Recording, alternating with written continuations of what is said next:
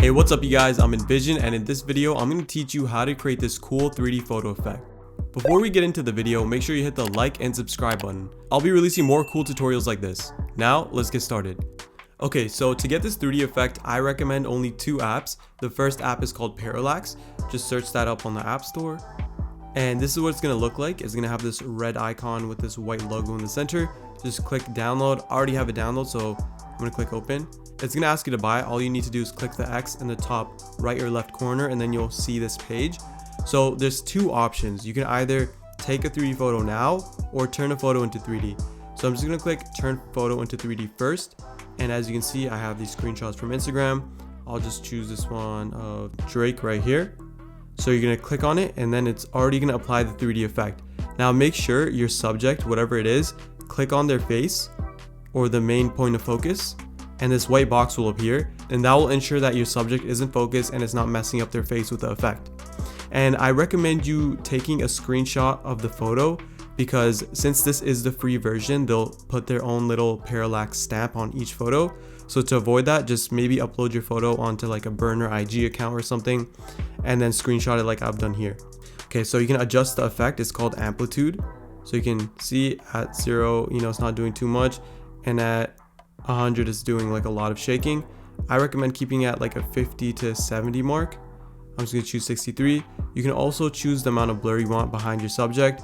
The more blur, the weirder it looks, so I'd say keep that around like a 50, like 40 to 50 range. You can also add stickers if you want, make the effect look cooler, but since we're doing a screenshot, I recommend not doing that. And then you can choose a direction as well. So there's horizontal, vertical, diagonal. I think horizontal looks the best. That's how the real 3D effect looks. So just click horizontal, then click this arrow up here. And now you can add two filters if you want. This one's pretty cool. You can click on it to adjust it. I'll just leave it like that. Click done. And then you can also, change the speed. So let's say you think this is going too fast, you can lower the speed down so it moves a bit slower, or if you want it faster, you can do that. I recommend staying around this range or this range, a little bit more or less than half. So I think he's going at a good rate, so I'll just leave it like that, and then I'm gonna click done. And then you can change, the brightness and the contrast. I'm just gonna leave the brightness the same. I feel like changing the contrast helps amplify the effect a little bit more, so I like to add a little bit on there. Then I like to change the warmth, to warm or cold depending on the photo. Change this one a little bit to 10.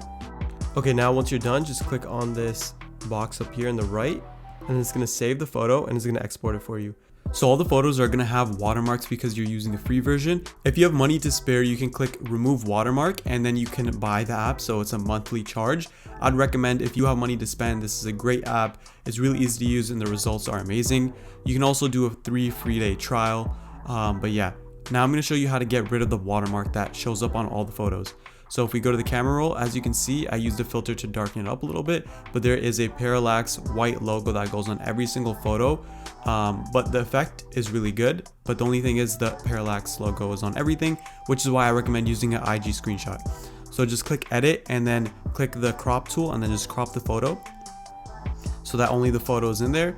And then boom, when you click play, it's going to be like a normal thing. You got it for free, and it's a great feature as well.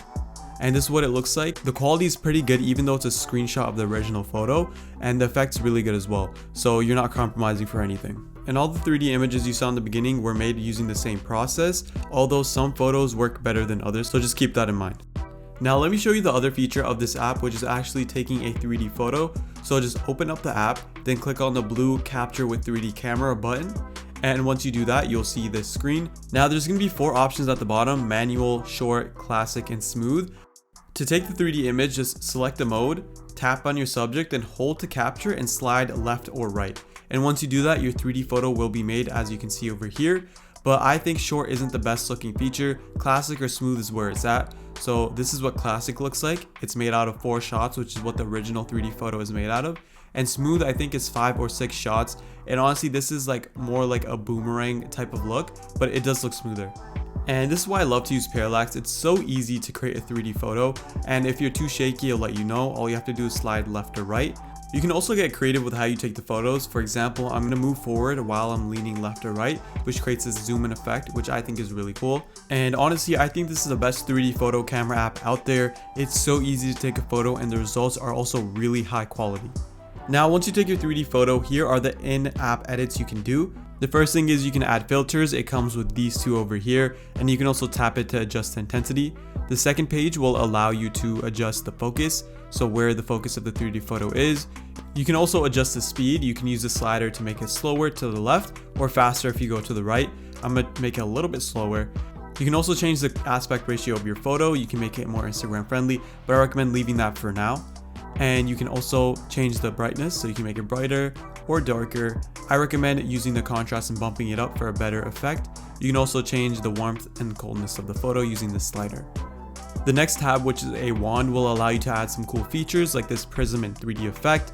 I'm not going to really add them to these photos because it doesn't make sense, so just check that out yourself. It's pretty self-explanatory and easy to use. And they have two other tabs which have pretty cool editing features, but I'm just going to skip over that for now. It's pretty easy to use as well. To export the photo, just click on the top right and it will save the 3D photo into your camera roll. So let's go check it out. I'm going to go to my camera roll and pull up the 3D photo, and that's what it looks like. And as you can see, they added the parallax stamp to it. In order to remove that, just make sure you crop your photo like I just did right now. And that's why I recommend taking your 3D photos a little bit far back so you can crop the little tag that usually goes in the bottom right. Now here's what the 3D photo looks like. I think it's pretty good quality and it's so easy to make, which is why Parallax is my #1 pick for the 3D app. The only downside would be the watermark, but the effect is so good that the little watermark isn't that big of a deal. Now I'm going to show you the second app, which is Daz Cam.